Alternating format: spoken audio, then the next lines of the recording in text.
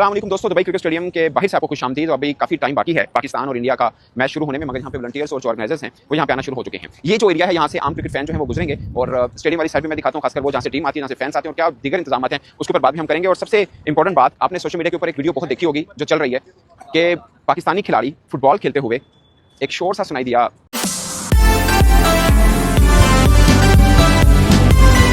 पाकिस्तान जब भी प्रैक्टिस करता है बैटिंग या बॉलिंग की, तो उस वक्त पहले वार्म अप के लिए फुटबॉल खेलते हैं या एनर्जी के लिए, या समझते हैं या एक दूसरे के साथ अच्छी बेहतर कोऑर्डिनेशन के लिए फुटबॉल खेलते हैं। तो वो फुटबॉल खेल रहे थे। अब सबने 6-0 सुना, मगर किसी ने ये नहीं सुना कि जब 5-0 हुआ तब भी पाकिस्तानी खिलाड़ी ही ऊंची बोल रहे थे कि 5-0। फिर जब 6-0 हुआ, यानी 5 एक तरफ के गोल हो गया, दूसरी टीम की तरफ से कोई गोल नहीं हुआ था। फिर जब 6-0 हुआ तो उन्होंने 6-0 भी कहा ऊंची आवाज में। फिर 7-0 हुआ तो 7-0 भी ऊंची आवाज में कहा गया। उसके बाद 7-1 हुआ तो 7-1 भी ऊंची आवाज में कहा गया। वो अलग बात है कि जब 6-0 कहा तो भारतीय मीडिया भी वहां पर मौजूद था और वो एकदम अलर्ट भी हुआ। फिर वीडियो जो थी उसको फिर सोशल मीडिया के ऊपर चढ़ाया गया कि पाकिस्तानी क्रिकेटर 6-0 का कर रहे हैं। मैं आपको ओवरऑल पूरा बता देता हूं, लेकिन इसके साथ ही मैं आपको ये भी बता दूं कि पाकिस्तान की पूरी टीम में जाहिर है गुस्सा है खुद के ऊपर है कि भारत के खिलाफ हार और क्या कब जीत ले सकते हैं। और उसके बाद जो सारा मामला हुआ, ऑफ कोर्स आम क्रिकेट फैन में जितना गुस्सा होगा उससे कहीं ज्यादा क्रिकेटर्स के अंदर भी होगा कि उनको ये मैच जीतना और ये मैच उनके लिए कितना अहम है।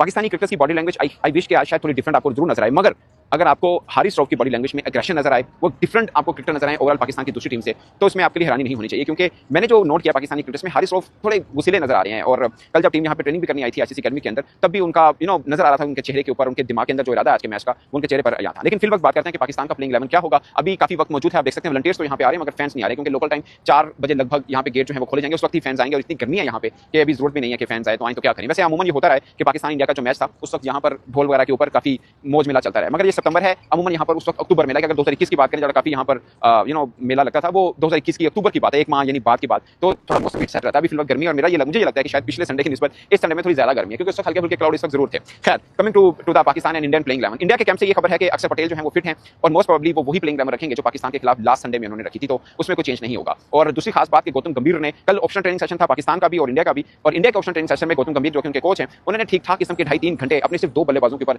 ज्यादा लगाए, जिसमें अभिषेक शर्मा और शुभमन गिल हैं। आपको मालूम है शुभमन गिल बड़े रन नहीं बना पा रहे हैं तीनों इनिंग्स में अभी तक, वो शुभमन गिल नजर नहीं है जो जिस वास्ते वो मशहूर हैं। अभिषेक शर्मा 30+ की इनिंग जरूर खेली, मगर वो भी 50 या 100 की तरफ नहीं जा पाए। खैर, उनका बल्ला से रन उगल रहे और उनके 30 भी अपनी टीम को जीत में अहम किरदार अदा करते हैं, क्योंकि वो 12-13 बॉल ही खेलते हैं। तो जाहिर है वो कोशिश करेंगे कि 30 को 50 की तरफ लेके जाएं, इसलिए गौतम गंभीर उनके साथ टाइम गुजारे थे और पाकिस्तान की कोशिश होगी कि शुभमन गिल और अभिषेक शर्मा दोनों की जोड़ी को शुरू में आते ही तोड़ना है। तो ये एक प्लान होगा। अब पाकिस्तान के प्लेइंग 11 में जो हम बारहा मरतबा कहते रहे हैं कि पाकिस्तान का प्लेइंग 11 जितनी बार भी बदला है, वो चाहे ट्रांजिशन सीरीज में बदला या एशिया कप के अंदर बदला, सिर्फ बॉलर चेंज हुए हैं, बल्लेबाज नहीं चेंज हुए। और इस बार अब एक इम्कान है कि बल्लेबाज भी चेंज हो सकते हैं, क्योंकि प्रॉब्लम एक्चुअली में बल्लेबाजों की तरफ आ रहा है। अगर बॉलिंग में भी हमने जो लास्ट में देखा था कि आपके सुफियान मुकीम भी थे, आपके अबरार भी खेले हैं, आपके नवाज भी, तीनों स्पिनर खेले थे। अब इंडिया के सामने शायद तीनों स्पिनर ना उतारे जाएं, हारिस रऊफ होंगे, शाहीन शाह अफरीदी होंगे, मगर एक चीज जो सामने आ रही है अगर है, तो मेरा ख्याल है कि शायद वो पाकिस्तान के लिए ज्यादा बेहतर ना हो कि हुसैन तलत और फहीम अशरफ दोनों को ही खिला देना। मुझे लगता है कि दोनों में से किसी एक को खेलना मुनासिब रहेगा कि अगर आप डिफेंड कर रहे हैं, यहाँ पे सेकंड इनिंग में आपकी बॉलिंग आ रही है, तो शायद आपको एक पेसर चाहिए हो वहाँ पे डेथ ओवर्स के लिए, तो वहाँ पे तो बनता है कि आप फहीम अशरफ या हुसैन तलत में से कोई एक खिला लें। मुझे लगता है कि शायद हुसैन तलत बेहतर रहेंगे, क्योंकि आपको एक ऐसा बैटर भी चाहिए जो स्पिन को अच्छा खेलता हो, तो हुसैन तलत वाली ऑप्शन शायद बेहतर पाकिस्तान के पास रह सकती है। मगर दोनों का आना शायद गलत होगा, और अगर बॉलिंग को थोड़ा और मजबूत करना है तो वसीम जूनियर के ऑप्शन भी आपके पास है। लाइक आपके पास अबरार हो, नवाज हो, इसमें से एक रेगुलर बॉलर अबरार हुआ, नवाज को आप ऑलराउंडर काउंट करते हैं, शाहीन शाह अफरीदी और हारिस रऊफ, ये 3 तो आपके बॉलर हो गए। चौथे मुझे लगता है कि फहीम की जगह पे हम वसीम जूनियर के साथ जा सकते हैं, और हसन नवाज की जगह पे सुनने में आ रहा है कि हुसैन तलत को जगह दी जा रही है। ओपन शायद वही रहेंगे, साइम अयूब और साबिज़ादा फरहान जो ओपन कर रहे थे वही रहेंगे। वनडन में इस बार शायद फखर जमान है जो पहले आपको मोहम्मद हारिस मिले थे, तो मुझे लगता है कि शायद मोहम्मद हारिस को ही वनडन में रखना चाहिए और बाकी बैटिंग अंडर वही है। हसन नवाज को मुझे नहीं लगता कि ड्रॉप कर देना चाहिए, ठीक है उनका बल्ला रन नहीं बना रहा, वो सब चीजें हैं, मगर आपकी टीम के अंदर रेगुलर बैटर हैं वो। तो पाकिस्तान का अगर प्लेइंग 11 वैसे आप देखें तो मुझे लगता है कि रेगुलर बैटर्स ऑलरेडी कम है आपके पास। साइम अयूब आपके पास एक तरह से ऑलराउंडर खेल रहे हैं, साबिज़ादा फरहान जरूर हैं, फिर अगर हम हारिस की बात करें वो विकेट कीपर हैं,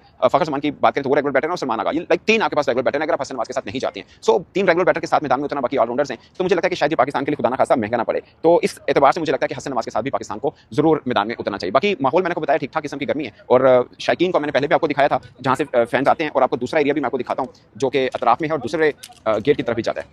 ये आप देख सकते हैं, ये फैंस का एरिया है जहाँ से